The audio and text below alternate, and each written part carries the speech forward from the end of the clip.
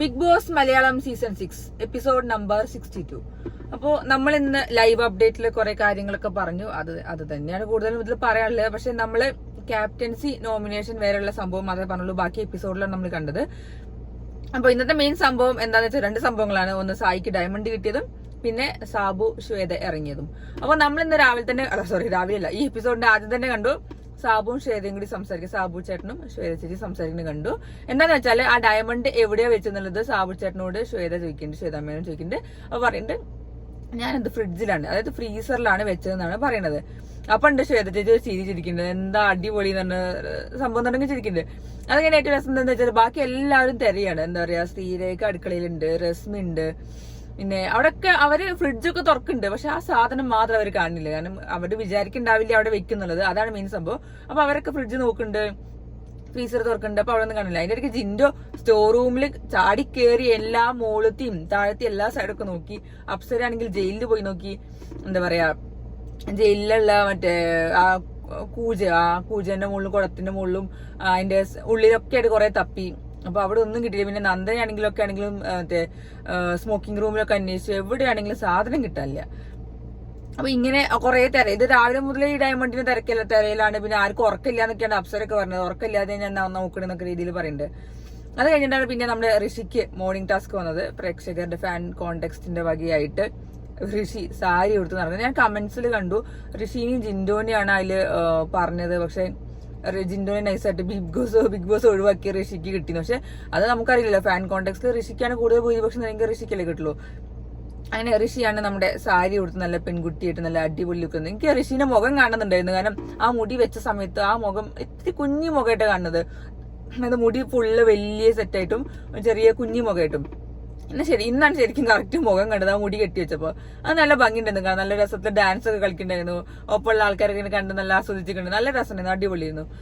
അത് കഴിഞ്ഞിട്ടാണ് നമ്മുടെ ശ്വേത മേനോനും സാബു മോനും കൂടി ഇറങ്ങാന്ന് പറഞ്ഞ് ബിഗ് ബോസിന്റെ ഒരു അറിയിപ്പ് വന്നത്. അപ്പൊ ഞാൻ ഉച്ചയ്ക്ക് പറഞ്ഞ സെയിം കാര്യം തന്നെയാണ് എനിക്ക് പറയാനുള്ളത്. അത് ഞാൻ ഒരു പോസ്റ്റ് ആയിട്ടും കണ്ടത്, ആരാ പോസ്റ്റ് ഒന്നും കണ്ടില്ല, ഗ്രൂപ്പിൽ വന്ന കണ്ടതാണ്.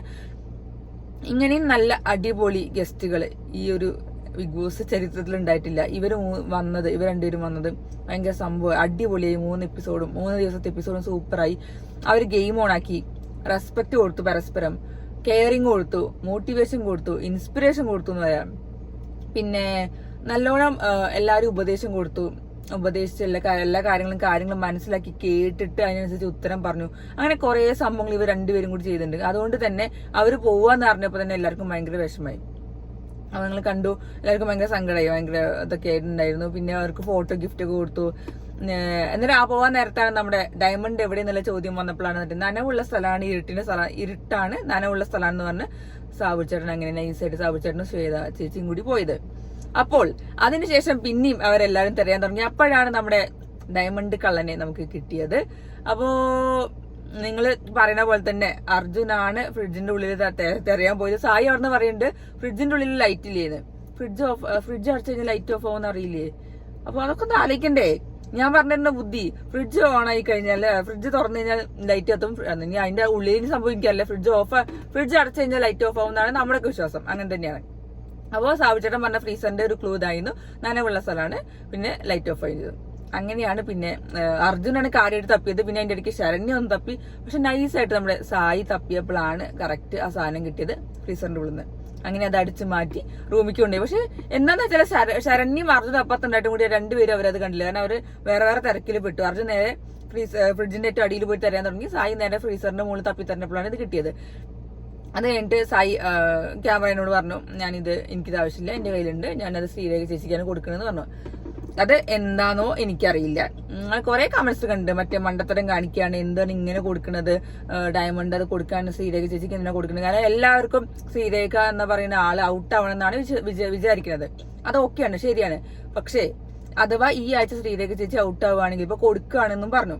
പക്ഷെ ആ സമയത്ത് ശ്രീരേഖ ചേച്ചി ഔട്ട് ആവുകയാണെങ്കിൽ എന്താ ചെയ്യുക, തിരിച്ച് ഇത് കിട്ടില്ലേ, അല്ലെങ്കിൽ തിരിച്ച് വേറെ ആർക്കെങ്കിലും കൊടുക്കില്ലേ? അതിപ്പോ ഒരു വലിയ സംഭവമൊന്നുമില്ലല്ലോ. ഇതൊക്കെ പാർട്ട് ഓഫ് ഗെയിമാണ്, നമുക്കറിയാം. അതൊക്കെ ഒരു ഗെയിമിന്റെ പാർട്ടിലാണ് സായി ഇത് കൊടുക്കുന്നതും കൊടുക്കേണ്ടതെന്ന് തീരുമാനിക്കുന്നതും. അത് എന്ത് വേണമെങ്കിലും നിങ്ങൾക്ക് കൂട്ടാൻ ഒരു കുഴപ്പമില്ല. അപ്പൊ അതിനുശേഷം ഏറ്റവും രസം എന്താ വെച്ചാല് സായി കടന്ന കൺഫെഷൻ റൂമിൽ എന്നെ വിളിക്കൂ കുറെ വട്ടം പറഞ്ഞു എന്ന് പറഞ്ഞു. അതിന്റെ ഇടയ്ക്ക് അത് നൈസായിട്ട് ബിഗ് ബോസ് വിളിക്കാതെ ഇരുന്നതാണ് നമുക്ക് ഊഹിച്ച കാര്യം മനസ്സിലാവുന്നുള്ളൂ. എന്നിട്ടാണ് എല്ലാവരും മുന്നിൽ നിന്ന് സായി താങ്കൾക്ക് എന്താണ് പറയാനുള്ളതെന്ന് ചോദിച്ചു. അത് ബിഗ് ബോസിന് അറിയാം സായിക്ക് ഇതിനെ കുറിച്ചാണ് ചോദിക്കാനുള്ളതും പറയാനുള്ളതെന്നുള്ളത്. അങ്ങനെ സായി അവിടുന്ന് റിവീൽ ചെയ്തു എന്റെ കയ്യിലാണ് ഡയമണ്ട് എന്നുള്ളത്. പക്ഷെ എവിടുന്നാന്ന് എല്ലാവരും ചോദിച്ചപ്പോൾ ഒന്നും പറഞ്ഞു കൊടുത്തില്ല. കാരണം അതവിടെ കിടക്കട്ടെ. പക്ഷെ മെയിൻ ആയിട്ടുള്ള ആള് അത് അർജുനാണ് കണ്ടുപിടിച്ചത്. അർജുനാണ് ഫ്രിഡ്ജ് തുറന്നിട്ട് ഇവിടെ ഉണ്ടാവും എന്നുള്ള കാര്യങ്ങളൊക്കെ പറഞ്ഞു കൊടുത്തത്. പക്ഷെ സായിക്ക് എന്ത് ചെയ്യാൻ, സായിക്ക് കിട്ടി. ലക്കിലി ഫോർച്ചുനേറ്റ്ലി സായിക്കാണ് അത് കിട്ടിയത്, ഡയമണ്ട് കിട്ടിയത്. അപ്പൊ അത് സായി അത് കൈക്കലാക്കി. പക്ഷെ ശ്രീരേഖ ചേച്ചിക്കാണ് കൊടുക്കുന്നത്. സായിന്റെ ഗെയിം ആവാം, എന്താന്ന് എനിക്കറിയില്ല. അപ്പൊ ഇത് മണ്ടത്തരാണ് പറഞ്ഞാൽ എനിക്കൊന്നും പറയാനില്ല. അവര് ഗെയിമിന്റെ രീതിയിലല്ലേ കാണേണ്ടത്. അപ്പൊ നമുക്കൊന്നും പറയാൻ പറ്റുമോ? അത്രേ ഉള്ളൂ. പിന്നെ ഞാൻ പറഞ്ഞില്ലേ, നമ്മളെല്ലാരും പറയും ചെയ്യും, കുറ്റം പറയും ചെയ്യും, നല്ലതും പറയും ചെയ്യും. അതൊക്കെ ഗെയിമിനെ ബേസ് ചെയ്തിട്ട് മാത്രമാണ് പറയുന്നത്. അത് പേഴ്സണലി നമ്മൾ ആരും പറയുന്നില്ല, ഗെയിമിനെ ബേസ് ചെയ്തിട്ടാണ് എല്ലാം പറയുന്നത്. അപ്പൊ അങ്ങനെ സായി അത് റിവീൽ ചെയ്ത് എല്ലാവർക്കും ഷോക്കായി. ആഹാ എന്നെ അങ്ങനെ കിട്ടിയെന്ന് പറഞ്ഞിട്ട് അങ്ങനെ പിന്നെ ക്യാപ്റ്റൻസി നോമിനേഷൻ വന്നു. അതിൽ നമ്മുടെ നന്ദന, ശ്രീരേഖ, ശരണ്യ 3 പേര് ഔട്ടാവാനുള്ള ആൾക്കാരാണ് എന്ന രീതിയിലാണ് എല്ലാവരോട് നിൽക്കുന്നത്. 3 പേരിൽ അങ്ങനെ നന്ദന നല്ല അടിപൊളിയായിട്ട് ടാസ്ക് ചെയ്തു. 3 കൊടി വെച്ചു, കൊടി വെക്കുന്ന ടാസ്ക്. അങ്ങനെ നന്ദന ക്യാപ്റ്റനായി. പിന്നെ വന്ന് നമ്മുടെ ജയിൽ നോമിനേഷൻ അവിടെയാണ് ഏറ്റവും വലിയ പ്രശ്നം. ശരിക്കും ഇപ്പൊ എനിക്ക് തോന്നുന്നുണ്ട് അൻസിബ ഭയങ്കര ഒരു വിഷം ആണോ എന്നുള്ളത്. കാരണം അൻസിബ നല്ലൊരു പ്ലെയർ ആണ്, പക്ഷെ എല്ലാത്തിനും ഏതിനും ഒരു വിഷത്തരം കണ്ടുപിടിക്കുന്നതാണ് എനിക്ക് തോന്നുന്നത്. ഇന്നലെ വേറൊരു ക്ലിപ്പ് കണ്ടു, റസ്മിനോട് സോറി പറഞ്ഞത് ജാസ്മിൻ അതിനെ കുറിച്ച് കുറ്റം പറയുന്നുണ്ട്. അതായത് റസ്മിനും ജാസ്മിനും ചെയ്ത അറ്റാക്കില് ജാസ്മിൻ റസ്മിനെ സോറി പറയാം, അതായത് ഒന്നും തെറ്റില്ല ക്ഷമിച്ചു എന്നുള്ള രീതിയിൽ പറഞ്ഞതും കൂടി നോറ അത് ഋഷിനോട് സംസാരിക്കുന്നുണ്ട്. അതൊക്കെ അവളുടെ ഗെയിമാണ്, അവൾ ഇങ്ങനെയാണ് ഇങ്ങനെയാണെന്നൊക്കെ രീതിയിലാണ് സംസാരിക്കുന്നത്. അതേപോലെ ഇന്ന് നൈസായിട്ട് ആ കൂട്ടത്തില് പവർ ടീം ജയിൽ നോമിനേഷനിലുള്ള ആൾക്കാരെ തെരഞ്ഞെടുക്കുമ്പോഴും പറഞ്ഞു ഡെൻ ടീമിനെ, നോറാണ് പറഞ്ഞത് ഡെൻ ടീമിനെ എടുക്കണോ വേണ്ട, മറ്റേ എടുക്കണോ വേണ്ട. അങ്ങനെ ജാസ്മിനെ അവസാനം എത്തിയപ്പോ റസ്മിനും ജാസ്മിനെ പറഞ്ഞു, അൻസിബിയും പറഞ്ഞു, പിന്നെ അഭിഷേകും പറഞ്ഞു. അഭിഷേകാണ് മെയിൻ ആയിട്ട് ഇട്ടത്, ഊളാന്നുള്ള വെള്ളി ഇന്ന് പേര് പറഞ്ഞു. പക്ഷെ നോറയ്ക്ക് അത് താല്പര്യം ഉണ്ടായിരുന്നു. കാരണം നോറ പറഞ്ഞു ജാസ്മിനെ നമ്മൾ ഓൾറെഡി പണിഷ് ചെയ്തു, പിന്നെ എന്തിനാ അടുത്തുനിന്ന്. അപ്പൊ അതൊക്കെ എന്താ വെച്ചാൽ എനിക്ക് തോന്നിയത് നോറയ്ക്ക് ചിലപ്പോൾ പേഴ്സണൽ ഗ്രഡ്ജ് ഉണ്ടാവും. പക്ഷെ ഈ ഒരു സംഭവത്തിൽ നോറ അത് നല്ല അടിപൊളിയായിട്ട് ഉത്തരം പറഞ്ഞു. എനിക്ക് തോന്നിയില്ല, കാരണം ജാസ്മിൻ നല്ല അടിപൊളിയായിട്ട് തന്നെ ഗെയിം കളിച്ചത്. പക്ഷെ അവിടെ അൻസിബും അഭിഷേകും റസ്മിനും കൂട്ടി ജാസ്മിനെ മനഃപൂർവ്വം ഇട്ടതാണ്. അത് അവർക്ക് ജാസ്മിൻ അത് എക്സ്പെക്ട് ചെയ്തതാണ് പിന്നെയുള്ള സംസാരത്തിൽ മനസ്സിലായി. കാരണം ജാസ്മിൻ പറഞ്ഞത് എന്തായാലും എന്നെ നോമിനേറ്റ് ചെയ്യുള്ളൂ എന്നുള്ള ജാസ്മിൻ അറിയാൻ തന്നെ. അപ്പോ ആ ഒരു സംഭവം ഡിസ്കസ്. പക്ഷെ അത് വയ്ക്കുമ്പോൾ തോന്നി ഭയങ്കര അൻസിബിന്റെ ഭയങ്കര ഒരു സംഭവം തന്നെയാണ്, ഭയങ്കര പ്ലേ ആണ് നടക്കുന്നത്. ഒരു വിഷത്തരം തന്നെയാണ് ശരിക്കും ചെയ്യുന്നത്. എന്താ പറയാ, ഇങ്ങനെ നല്ല രീതിയിലാണ്. ഇപ്പൊ സിജോ അടിച്ച സംഭവമൊക്കെ കൂടി അൻസിബ ന്യായീകരിച്ചത് മറ്റേയാളെയാണ്. സിജോയ്ക്ക് ഒരു സപ്പോർട്ടും കൊടുത്തിട്ടില്ല. അതേപോലെ എന്തെങ്കിലും വയ്യായിക ഉണ്ടെങ്കിലും മറ്റേതാണെങ്കിലും ഈ ജാസ്മിൻ ക്ഷമിച്ചു എന്നുള്ള കാര്യം പറഞ്ഞപ്പോൾ അതിലും വേറെ എന്തൊക്കെയോ ആണ് അൻസിബ കാണുന്നത്. മേ ബി ഉള്ളിൽ ഭയങ്കര ഈഗോ, പേഴ്സണൽ ഗ്രഡ്ജ് എന്തൊക്കെയോ ഉണ്ട് അൻസിബിക്ക്. എന്താ ജാസ്മിൻ അത് കറക്റ്റ് ആയിട്ട് തീർക്കണുണ്ട്. അങ്ങനെ ജയിൽ നോമിനേഷനിൽ അത് അവിടെ ഇട്ടത് നമ്മൾ അത് പിന്നെയും കണ്ടു ചെയ്തു. നോറി റസ്മിയും സംസാരിച്ചു. അത് അഭിഷേകാണ് പറയാൻ നിന്നത്. പക്ഷെ അഭിഷേക് അത് മിണ്ടാതെ ഒന്ന് ഹോൾഡ് ചെയ്ത് വെച്ചു, വേറെ ആൾക്കാരെ കൊണ്ട് പറയിപ്പിക്കാൻ വേണ്ടിയിട്ടായിരുന്നു. അത് നൈസായിട്ട് റസ്മിനും പറയും ചെയ്തു. അപ്പൊ ജാസ്മിന്റെ പേര് റസ്മിനാണ് പറഞ്ഞത്. അപ്പൊ അത് ജാസ്മിൻ ഉറപ്പായിട്ട് വിചാരിച്ചു. പക്ഷെ ജാസ്മിൻ ഇപ്രാവശ്യം നല്ല ഗെയിം തന്നെ കളിച്ചു. പക്ഷെ ഞാൻ പറയട്ടെ, ഇന്ന് ഈ പ്രാവശ്യം ടാസ്കിൽ എല്ലാവരും നല്ല അടിപൊളിയായിട്ട് തന്നെ കളിച്ചത്. നമുക്ക് ആരെയും കുറ്റം പറയാനോ ഒരാളി നന്നല്ല എന്നൊന്നും പറയാൻ പറ്റില്ല. പിന്നെ അതേപോലെ മറ്റേ ഈ ശ്വേതായും മറ്റേ സാബുമോനും പറയണേന്നു പവർ ടീമുകാര് ആരെന്ത് പെർഫോം ചെയ്താലും അപ്പൊ അവിടെ സ്റ്റോപ്പ് ചെയ്യും, അവരെ പെർഫോം ചെയ്യാൻ സമ്മതിക്കില്ല, അവരെ പിരിച്ചുവിടി അല്ലെങ്കിൽ ഒഴിവാക്കൊക്കെ പരിപാടി നടത്തിയത്. അപ്പൊ ആ സംഭവം കൊണ്ട് തന്നെയാണ് ടണൽ ടീമിന് ഒന്നും പെർഫോം ചെയ്യാൻ പറ്റാതിരുന്നത് ആ 2 ദിവസം കൊണ്ട്. അപ്പൊ ഇങ്ങനെയൊക്കെയാണ് സംഭവങ്ങൾ. അപ്പൊ പവർ ടീമിന്റെ ഈഗോ എന്തായാലും കഴിഞ്ഞു. ഇനി അടുത്ത ഡെൻ ടീമാണ് കയറാൻ പോകുന്നത്. നമ്മുടെ ജിൻഡപ്പുണ്ട്, ജിൻഡോ, അർജുൻ ശ്രീതു എങ്ങനെയാണ്. പക്ഷെ ജിൻഡോ എന്താ വെച്ചാൽ സ്വന്തം ടീമിന് വിശ്വാസമില്ല, അതും നമുക്കൊന്നും പറയാൻ പറ്റില്ല. ജിൻഡോനെ മറ്റേ സാബുചേട്ടൻ കുറെ ഉപദേശിക്കുന്നുണ്ട്, സ്വന്തം ടീമിനെ വിശ്വസിക്കുന്നുണ്ട്. പക്ഷെ ജിൻഡോനെ ഒന്നും മനസ്സിലാവാത്തതാണ്, അത് മനസ്സിലാവാത്ത പോലെ അഭിനയിക്കുകയാണെന്ന് അറിയില്ല. സ്വന്തം ടീമിന് എന്തായാലും വിശ്വാസമില്ല, ഒറ്റയ്ക്ക് കളിക്കാൻ തന്നെ വേണ്ടിയിട്ട് മാത്രമാണ് ജിൻഡോ വന്നിരിക്കുന്നത്. ചില സമയത്ത് ഗ്രൂപ്പ് ആവാം എന്നുള്ളൊരു ഐഡിയ ഉണ്ടെങ്കിൽ കൂടി പക്ഷെ അത് ചെയ്യുന്നില്ല. അതാണ് ഏറ്റവും രസം. ഗ്രൂപ്പായിട്ട് കളിക്കേണ്ട സാധനങ്ങളുണ്ട്, പക്ഷെ അതും കളിക്കണില്ല. അപ്പൊ അങ്ങനെ ജയിൽ നോമിനേഷനിൽ പിന്നെ വന്നത് ഋഷിയാണ്. ഋഷീനെ HR മാനേജർ അട്ടർ ഫ്ലോപ്പ് എന്നാണ് എല്ലാവരും പറഞ്ഞത്. ഒന്നാമത് പവർ ടീമെ വേസ്റ്റ്, പിന്നെ ഋഷീനെ അട്ടർ ഫ്ലോപ്പ്. അത് ജാസ്മിൻ പറഞ്ഞ ഡയലോഗ് എനിക്ക് ഭയങ്കര ഇഷ്ടപ്പെട്ടു. പവർ ടീമിന്റെ അടിമയായ ഋഷീനെ നോമിനേറ്റ് ചെയ്തു. സത്യം തന്നെയായിരുന്നു. Power team may be power team അല്ല ശരിക്കും പറഞ്ഞ അൻസിബന്റെ അടിമ എന്ന രീതിയിലേ പറയാൻ പറ്റുള്ളൂ ഋഷീനെ. അപ്പൊ അങ്ങനെ ഒരു സംഭവം പിന്നെ അതൊക്കെ പറഞ്ഞു. പിന്നെ അങ്ങനെ ജയിൽ നോമിനേഷനിൽ ഇവർ 2 പേരും പെട്ടു. ഇനി രാത്രി ലൈവിൽ ഉണ്ടാവും അവർ 2 പേരും. എന്താ വെച്ചാൽ അതിന് പ്രൊമോ ഉണ്ട്, നമ്മുടെ ആൾക്കാരെ അവിടെയുള്ള കണ്ടസ്റ്റൻസിന്റെ ചിത്രം വരയ്ക്കുക, അതാണ് ടാസ്ക് അവർക്ക് കൊടുത്തിരിക്കുന്നത്. അപ്പൊ അത് നല്ല വിറ്റാവും പ്രൊമോയിൽ കാണിച്ചത്. ഇനി രാത്രി ലൈവിൽ ഉണ്ടാവും. പിന്നെ അങ്ങനെ സ്പോൺസർ ടാസ്ക് നോർമൽ.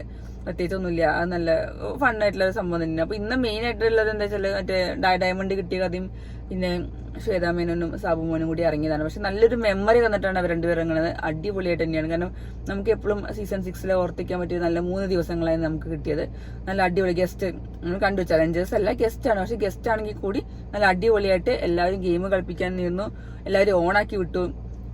റെസ്പെക്ട് ഉണ്ടായിരുന്നു, മ്യൂച്വൽ അണ്ടർസ്റ്റാൻഡിങ് ഉണ്ടായിരുന്നു, എല്ലാവരും കാര്യങ്ങൾ കേൾക്കുന്നുണ്ടായിരുന്നു, അതിനനുസരിച്ച് കാര്യങ്ങൾ ഉപദേശിക്കുന്നുണ്ടായിരുന്നു. പിന്നെന്താ പറയാ, എല്ലാവരും നല്ല മോട്ടിവേഷൻ ചെയ്യുന്നുണ്ടായിരുന്നു എല്ലാ സംബന്ധിച്ച്. അവർക്കൊക്കെ പിന്നെ നല്ല എക്സ്പീരിയൻസ് ഉണ്ടല്ലോ ജീവിതത്തിലാണെങ്കിൽ കൂടി. അപ്പൊ അതൊക്കെ നമുക്ക് നല്ലൊരു ഹാർട്ട് ഫെൽറ്റ് മൊമെന്റ്സ് ആണ് ശരിക്കും പറഞ്ഞാൽ അതുണ്ടായിരുന്നത്. അപ്പോൾ നമുക്ക് നോക്കാം. ഇനിയിപ്പോ നമ്മൾ വിചാരിച്ച 4-5 പേര് കയറുന്നാണല്ലോ വിചാരിച്ചത്. പക്ഷെ ആകെ 2 പേര് കയറില്ല. അതും മതി. ഈ ഒരു സീസണിൽ ഒരു അടിപൊളി സാധനം തന്നെയാണ് അവിടെ ഇട്ടത്. ഇനി ഈ ഒരു ഇതില് ഗെയിം ചേഞ്ചിങ് ആവോ എന്നുള്ളത് നമുക്ക് ഇനി വരും ദിവസങ്ങളിൽ കാണാം. കാരണം ഗെയിം ചേഞ്ചിങ് സംഭവങ്ങളൊക്കെ നടത്തിയിട്ട് തന്നെയാണ് പോയിരിക്കുന്നത്. ഇനി വെള്ളിയാഴ്ച, ഇപ്പൊ നാളെ ഡ്രൈ ഡേ ആണ്. നാളത്തെ ഉച്ചയ്ക്ക് ലൈവ് അപ്ഡേറ്റ് സ്റ്റാർട്ട് ചെയ്യണമെങ്കിൽ ഒരു 12 മണിയാവും. കാരണം ഡ്രൈ ഡേയില് നാളെ, അതായത് ഇന്നത്തെ സംഭവം, അതായത് ഇന്ന് വെള്ളിയാഴ്ച ഡ്രൈ ഡേ ആണ്, നാളെയും ഡ്രൈ ഡേ. നാളെ പിന്നെ ലാലേട്ടന്റെ എപ്പിസോഡുകളാണ് 2 ഷൂട്ട് ചെയ്യുക. ഇന്ന് പിന്നെ നാളെ ഉച്ചയ്ക്ക് ലൈവ് അപ്ഡേറ്റ് ഇനി എങ്ങനെയാ ഒരു 11 മണി 12 മണിയാകുമ്പോൾ എണീക്കുമല്ലോ എല്ലാവരും, അത് വേറെ കാര്യം.